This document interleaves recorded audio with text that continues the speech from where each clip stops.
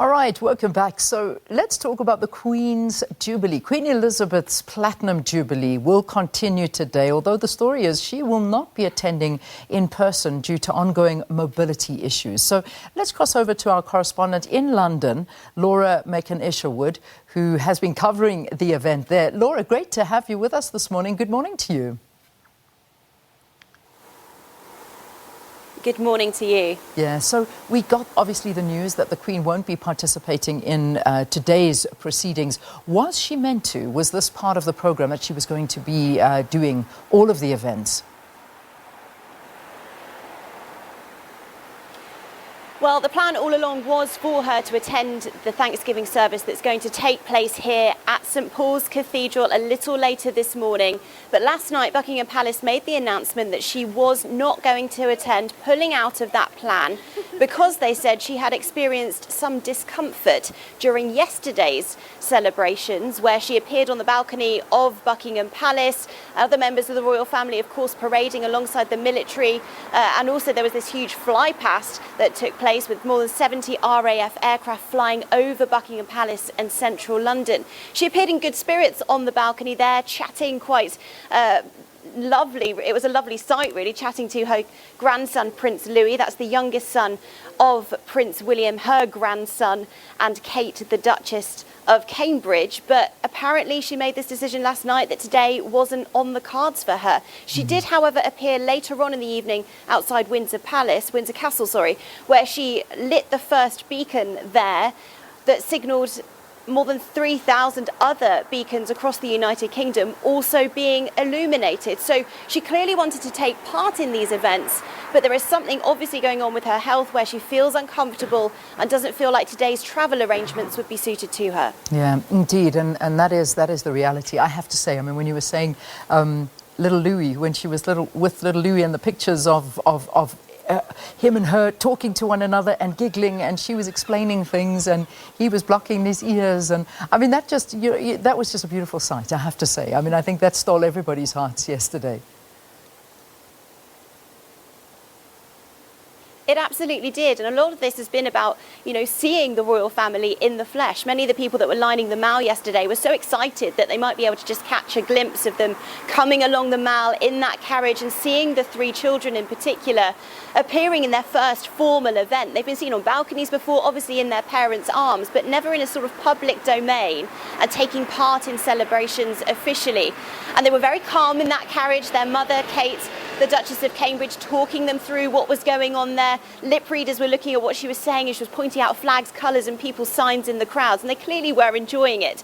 And seeing those three behaving so well has been a joy, I think, for those royal fans in particular that have travelled from across the world to be here and take part in this momentous occasion. Yeah, all right, so that was the cute and fun part, but there's a lot happening behind the scenes, and let's perhaps talk to it. I mean, the news of Andrew, Prince Andrew, the Queen's second son, suddenly testing positive for COVID. I mean, we obviously, there was a bit of nervousness already with what is hanging over Prince Andrew's reputation, with allegations of abuse and sexual conduct with underage girls, and then of course paying to get that sort of story taken away, and then he didn't appear, and I imagine that this was, I don't know, you tell me, what is the word around that?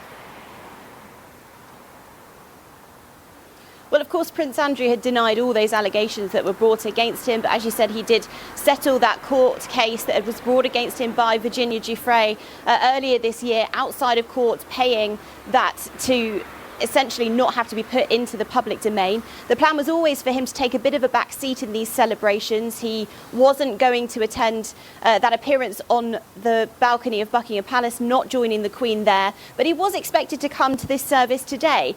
And that announcement that he has tested positive for COVID means that he won't be here. But of course, there has been some speculation as to the reason behind that. He hasn't been seen. Yesterday, he kept in the sort of background, I suppose, alongside Prince Harry and Meghan, of course, the Duchess of Sussex. They're also here with their children, Lilibet and Archie, but yesterday they kept out of the way, watching the ceremony from a building along the Mall around Horse Guards Parade and keeping out of the limelight. There were a few people that managed to snap some photos of them driving into cars. They will appear Today, though, they are attending these celebrations here at St Paul's later today, and there'll be plenty of people obviously wanting to see them, wanting to see how they interact with the rest of the royal family as well, because there's been a lot of controversy around their decision to step back from the front line of royal duty. And of course, there's been a lot of questions about the interviews that they've been giving while living in the United States, and whether that rift between the royal family, that reported rift, can be mended. Yeah, and that is going to be quite interesting, and I can imagine all eyes and cameras focused on the appearance of Harry and Meghan, and that's going to be quite an interesting one. But in terms of the Queen's health, obviously that this is a concern, but I mean, she is 96 years old, and I mean the longest serving monarch, 70 years, and that's what basically these massive celebrations are all about. But the concerns around the Queen's health, talk to us about that, because we all know that she had COVID recently, stayed away from things. She hasn't been doing too many public appearances, but how is she? I mean, what is the news coming from Buckingham Palace on her health? Well, everything's being kept quite under wraps in terms of detail. I mean, that's quite normal, of course, for the royal family. Buckingham Palace issuing statements when she does decide not to attend these events, giving some indication as to why that might be. Recently, the reason has been given as mobility issues, decisions made alongside her doctors not to attend events. Obviously, today's decision is being put down to just the word discomfort, but no extra detail on that. They're saying that Her Majesty the Queen is disappointed not to attend, but clearly she feels that it might not be the right thing to do. Earlier this year, she also made that decision, of course, to move away from Buckingham Palace and into Windsor Castle permanently. That was the last home that she shared with her husband, Prince Philip, the Duke of Edinburgh.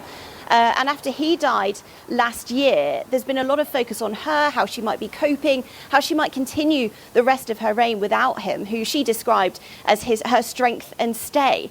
And she has, of course, as you said, been continuing to hold events, host audiences, but many of those recently have been virtual. She's been hosting them from inside the palace via video links, having people come to her, and she's been making comments that have been heard on camera as well, talking about her difficulty moving. So there isn't a lot of detail about exactly what may or may not be wrong with her, of course, but she is 96 years old. She has been working as the monarch for 70 years, marking this Platinum Jubilee, which is a huge milestone, the longest reigning British monarch, one of the longest reigning monarchs in the world.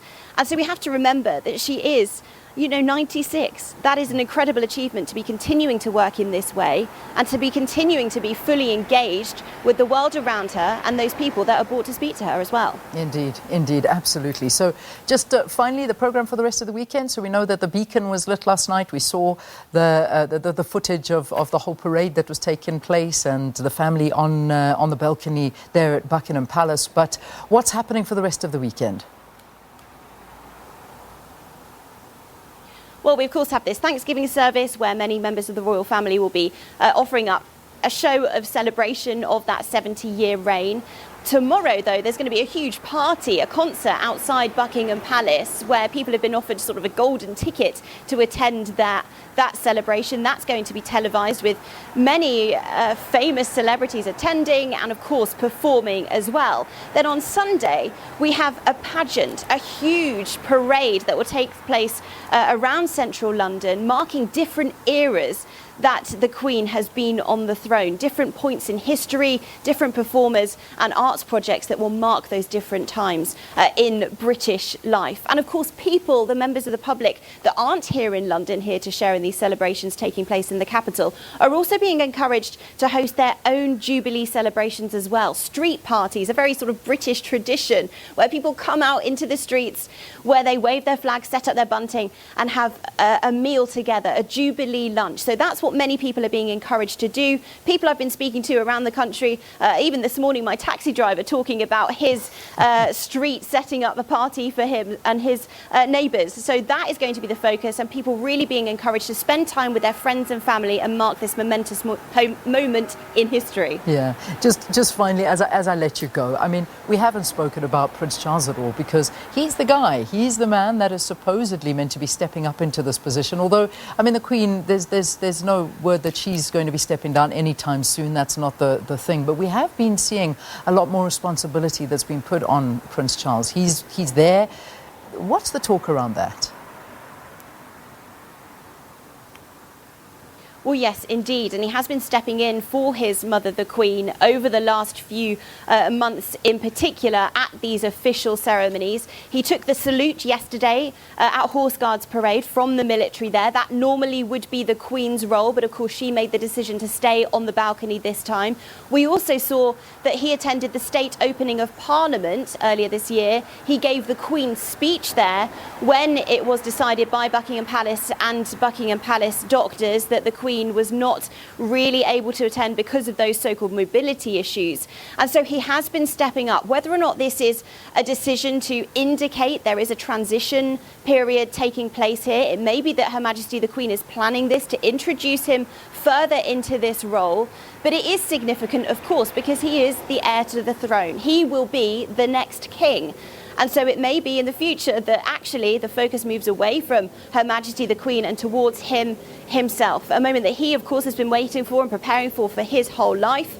But Her Majesty the Queen is expected to stay on the throne for the entirety of hers. He's 73 years old. It's a long wait. It really has been. Listen, thank you for talking to us. Thank you so very, very much. That was Laura Makin-Isherwood, who's talking to us from London. That's where all the proceedings are going to be taking place. As you can see, St. Paul's Cathedral in the background there, and just giving us an update on the Queen's Jubilee as the weekend goes into celebrations for the longest standing monarch. 70 years is what Queen Elizabeth has been holding that particular seat in office for. All right, let's take a break. We'll see you